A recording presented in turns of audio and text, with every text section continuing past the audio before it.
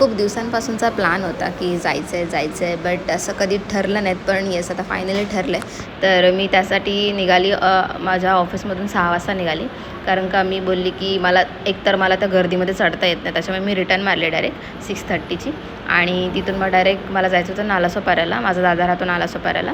तर ॲक्च्युली मला त्याचं घर, मी खूप वेळा गेले त्याच्या घरामध्ये, बट मला इतकं लक्षात नव्हतं की कसं कसं जायचं आहे. बट मला थोडं एरियाचं नाव माहिती होतं की संकेश्वरला तो राहतो आणि तिथून कसं जायचं ते माहिती होतं मला. तर मी उतरली संकेश्वरला, मस्त आईस्क्रीम घेतली कारण का खूप गरमी चालू आहे. तर मग आईस्क्रीम घेतल्यावरती मी फायनली पोचली त्याच्या घरी. तर तुम्ही बघू शकता त्याच्या घरी त्यांनी मस्त असं, तो बैठकीला जातो, त्यांच्या घरी सगळे बैठकीला जातात. तर असं मस्त बनवलं त्यांनी. आणि त्याच्यानंतर मग मी जेवले वगैरे. आणि मग माझा दुसरा दादा आहे, तिथेच राहतो जवळ नालासोपाऱ्यामध्ये, तेही मला माहीत नाही. माझ्यासोबत माझा भाचा आला, त्याच्यासोबत मी गेली दादाकडे. तिथे थोडी भटकली मस्त. आणि नाईट वॉक खरंच खूप मस्त वाटतं. जवळजवळ आम्ही 10:30ला निघालो आणि मग सकाळी उठल्यावरती तुम्ही बघू शकता किती मस्त व्ह्यू आहे. सकाळी उठले मी, मस्त फ्रेश झाले. त्याच्यानंतर वहिनीने मस्त नाश्त्याला भजी बनवली होती.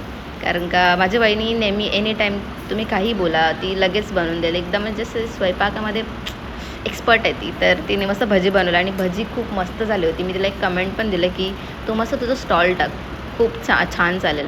जोक सपाट, पण खरंच ती खूप छान बनवते. तर आम्ही जेवलो आणि मग फायनली आम्ही निघालो.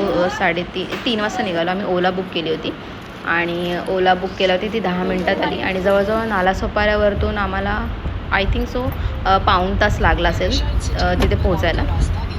एकतर सकाळी तुम्ही जाऊ शकता 10 ते 1च्या दरम्यान ते ओपन असतं आणि नंतर मग 4 वाजता ओपन होतं. आणि 4 वाजताच्या आधीच लाईनही लागते. तुम्ही बघू शकता किती गाड्या आल्या होत्या. आम्ही जाण्याच्या आधीच खूप लाईन लागली होती तिथे. तर तुम्हाला जायचं असेल तर लवकर निघा घरातून. आणि जेव्हा दरवाजे ओपन झाले ना त्या मंदिराचे, ते लांबूनच द्वारकाधीशचं दर्शन झालं. इतकं लांबून ती मूर्ती दिसत होती. खरंच खूप छान वाटलं. आणि तिथला परिसर इतका मस्त ठेवला त्याने, इतका स्वच्छ ठेवला आणि इतकं ओपन आहे ना की खूप भारी वाटतं तिथे गेल्यावरती. आणि मंदिराची ही रचना, मंदिरावरती जे कोरीव काम केलं आहे ते पण खूप मस्त केलं आहे.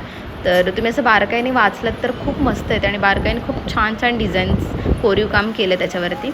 आणि तिथे खूप सारे फोटोज क्लिक केले आम्ही, थोडं फिरलो. आणि तिथे छोट्या मुलांसाठी एक गार्डन पण होतं, तर तिथे गेलो आम्ही. माझा छोटा भाचा होता, तर त्याला थोडं फिरवलं. 1 मिनिट. आणि खूप मस्त वाटलं. तर विरार, नालासोपारा जर तुम्ही राहत असाल जवळपास तर खरंच जाऊन या. खूप मस्त वाटतं तिथे गेल्यावरती. आणि मग ॲक्च्युली विरारचं खूप आतमध्ये येते, बट आम्ही ओला वगैरे केली त्याच्यामुळे इतका प्रॉब्लेम नाही आला मला. आणि नंतर मग तिथे त्याच्या मागेच एक आय थिंक कॉलेज आहे, तर तिथे कॉलेजच्या मागेच कॅन्टीन होती. तिथे आम्ही चहा वगैरे प्यालो, थोडं फ्रेश झालो. आणि मग आम्हाला निघायचं होतं कारण का आम्हाला जायचं होतं अंधेरीला. तिथून शेअरिंग ऑटो मिळते, पर पर्सन 50 रुपये, ती पकडली. आणि मग फायनली निघालो आम्ही अंधेरीला. तर अशाच नवीन व्हिडिओसाठी माझ्या चॅनलला लाईक, शेअर आणि सबस्क्राईब करायला विसरू नका. Thank you for watching. आणि नेक्स्ट ब्लॉग नक्की लवकर आणेल मी.